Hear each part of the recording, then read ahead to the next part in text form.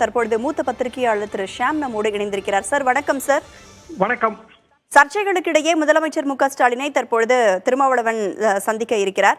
ஆட்சியில் பங்கு அதிமுகவுக்கு அழைப்பு போன்ற விவாதங்கள், இந்த விவகாரங்கள் குறித்து பேசப்பட வாய்ப்புகள் இருக்கா? இந்த சந்திப்பு குறித்து நீங்க என்ன நினைக்கிறீங்க? இதே மாதிரியான ஒரு சந்திப்பு சில மாதங்களுக்கு முன்பு நடந்தது.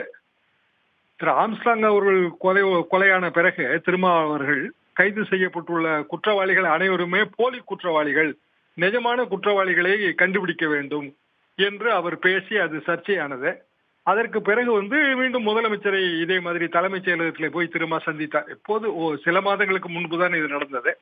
தலைமைச் செயலகத்தில் சந்தித்து விட்டு வெளியே வந்தவுடன் அவர் கொடுத்த பேட்டியிலே முற்றிலும் அவரது நிலைப்பாட்டை மாற்றி கொண்டிருந்தார். அப்படி நடந்தாலும் நாம் ஆச்சரியப்படுவதற்கு இல்லை.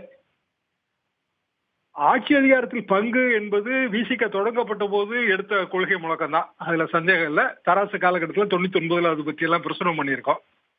ஆனா அப்படியான ஒரு உறுதிப்பாடு அதிமுக கூட்டணியும் கொடுக்காது. ஏன்னா பொதுவாக கூட்டணி ஆட்சிக்கு தமிழ்நாட்டு திராவிட கட்சிகளிடையே ஆதரவு கிடையாது, தமிழ்நாட்டிலே ஆதரவு கிடையாது. அந்த காலத்துல வாழப்பாடி ராமமூர்த்தி மட்டும் அது சொல்லுவார் அடிக்கடி, மறைந்த காங்கிரஸ் கட்சி தலைவர். அவரோட சொல்லுவாருன்னா, கேரளா மாதிரி தமிழ்நாட்டுல 2 அணி தான் இருக்கணும், ஒரு எல்டிஎஃப் ஒரு யூடிஎஃப். எல்லா கட்சிகளும் ஏதாவது ஒரு அணியில வரணும், அப்படி இருந்தால்தான் தமிழ்நாடு பாலிடிக்ஸ் நல்லா வரும் என்று அவர் பல கூட்டங்களில் அவர் பேசி அவரது பேட்டிகளையும் நாங்கள் பிரசுரித்திருக்கிறோம். அதுக்கு பிறகு எத்தனையோ காலங்கள் மாறிவிட்டது. இப்போது கூட்டணி ஆட்சிக்கு யாரும் தயாராக இல்லை என்பதுதான் உண்மை. அப்படி என்றால் மது ஒழிப்பு மாநாட்டுக்கு பிறகு இந்த சர்ச்சை பல்வேறு திசைகளிலே திரும்பி வருகிறது. இப்போது மது ஒழிப்பு மாநாடு சர்ச்சையாக இல்லை, ஆட்சி அதிகாரத்தில் பங்கு, கடைசி மனிதனுக்கும் ஜனநாயகம், அதே மாதிரி சாமானியனுக்கும் அதிகாரம், இப்படியான ஒரு சர்ச்சை உள்ளது.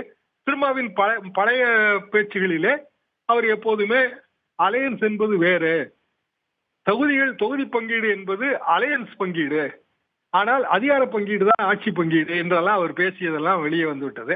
அது ஏற்கனவே பேசிய விவரம் தான். அப்படியானால் இது குறித்து திமுகவின் பிற கூட்டணி கட்சிகள், உதாரணமாக மதிமுக வைகோ என்ன சொல்கிறார்? அது திமுக மற்றும் விசிக இடையில் உள்ள பிரச்சனை, ஆனால் இங்கு ஆளுநர் தான் பிரச்சனை, எந்த மாநிலத்தில் இவ்வளவு மோசமான ஆளுநர் இல்லை என்று சொல்லிவிட்டு திராவிட இயக்க ஆட்சிக்கும் கட்சிக்கும் ஆதரவான போர் வாளாக மதிமுக இருக்கும், இப்படி வைகோ கூறுகிறார். அப்படி என்றால் காங்கிரஸ் தவிர பிற கட்சிகள், திமுக கூட்டணியில் இருக்கிற பிற கட்சிகள் விடுதலை சிறுத்தைகளின் இந்த கொள்கை முழக்கத்திற்கு ஆதரவாக இல்லை, அதாவது ஆட்சியில் பங்கு என்பதற்கு ஆதரவாக இல்லை. அப்படி என்றால் இன்றைக்கு இவர் சந்திப்பது சர்ச்சைக்கெல்லாம் ஒன்று முற்றுப்புள்ளி வைக்க வேண்டும், அல்லது சந்திப்பதற்கு சற்று முன்னதாக திருமாவளவன் பேசியது, அது நாங்கள் இன்னமும் கூட்டணியில் தான் இருக்கிறோமா என்கிற ஒரு கேள்வியை வைத்திருப்பது, இது எல்லாம் சர்ச்சையின் பரிணாமங்களை வெவ்வேறு திசைகளிலே திருப்புகிறது. சார், இப்போ இந்த மாதிரியான சர்ச்சைகளுக்கு இடையே விஜய் அரசியலுக்கு வந்திருக்கிறாரு. ஸோ அந்த தைரியத்துல கூட திருமாவளவன் நாங்க செய்யறதெல்லாம், நாங்க கேட்கறதெல்லாம் கொடுக்கலன்னா, ஆட்சி அதிகாரம் இல்லை அப்படின்னா கூட்டணியில இருந்து மாறிடுவோம் அப்படின்ற ஒரு செக் வைக்கிற மாதிரி எடுத்துக்கலாமா? விஜய் ஓட்டு வங்கி என்பது வட மாவட்டங்களில் பெரும்பாலும் விசிகாவின் ஓட்டு வங்கி. எனவே அப்படியான ஒரு முடிவை திரும்ப எடுக்க மாட்டார். தனது ஓட்டு வங்கியை தக்க வைத்துக் கொள்வதற்குத்தான் ஒரு அரசியல்வாதி எப்போதுமே முயல்வார்கள். அப்படி இருக்கும்போது அவரது ஓட்டு வங்கி என்பது வட மாவட்டங்களிலே கணிசமான அளவு எல்லாமே ஒடுக்கப்பட்ட மக்கள் மத்தியிலே இருக்கிறது. எனவே விஜயோடு கரம் கோர்ப்பது என்பது கடினம். பாமகவோடு ஏற்கனவே கரம் கோர்த்து அது சரியாக வரவில்லை என்பதுதான் அது உண்மை. இன்னும் சொல்லப்படால் டாக்டர் ராமதாஸ் அவர்களுக்கு தமிழ் குடிதாங்கி என்கிற பட்டத்தை கொடுத்தது விசிக மேடையில் தான் திருமாவளவன் அப்போது இருந்தார். 2 கட்சிகளும் ஒரே திசையில் பயணித்தன, ஆனால் அது சரிப்பட்டு வரவில்லை. எனவே இப்படியான முடிவுகள் எடுக்க மாட்டார்.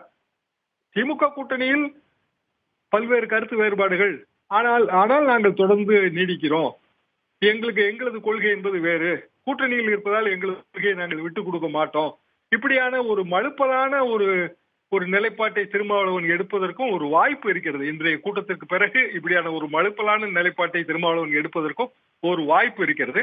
ஆனால் அது அவரது ஓட்டு வங்கியை மேலும் சரிய செய்யும் என்பதுதான் எனது கருத்து. நன்றி சார். இணைப்பில் பல்வேறு கருத்துக்களை பகிர்ந்தமைக்கு நன்றி திரு ஷாம்.